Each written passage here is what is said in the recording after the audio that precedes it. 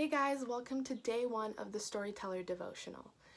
If you didn't already know, a parable is simply a fictional story designed to teach us a lesson. This was Jesus' favorite method of teaching because he could connect with what he was trying to say. It was his brilliant method of taking heavenly truths and simplifying them into these real-world examples to his audience and us so we could understand a bit better of what God is really all about. In this particular story, we're introduced to a guy that no one likes. It's clear who the villain is in the story, right? This guy was facing a lifetime in prison. That's how people handled crushing debt back then. They were forced to work in off service to the person that they owed. And then the rich guy he owes money to shows him unimaginable generosity and erases all of his debt. This guy skips out of his office with the weight of the world lifted off of his shoulders.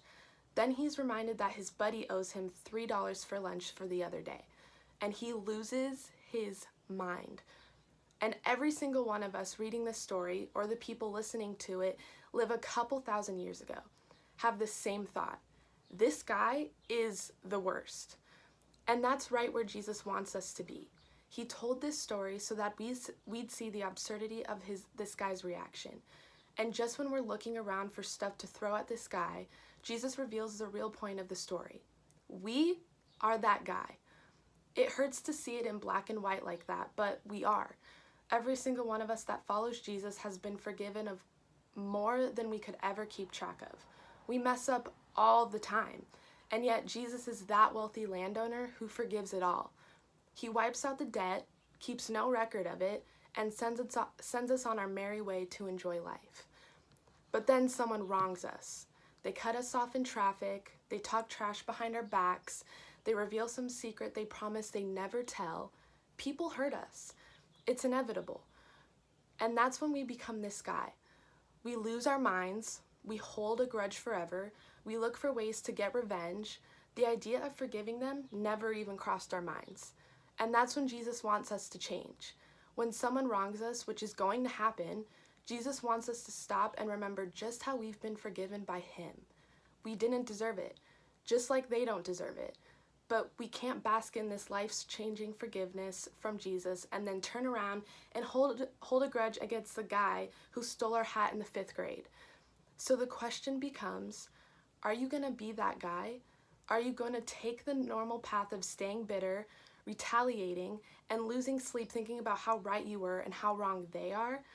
Or will you take a second chance to consider just how much Jesus has forgiven you?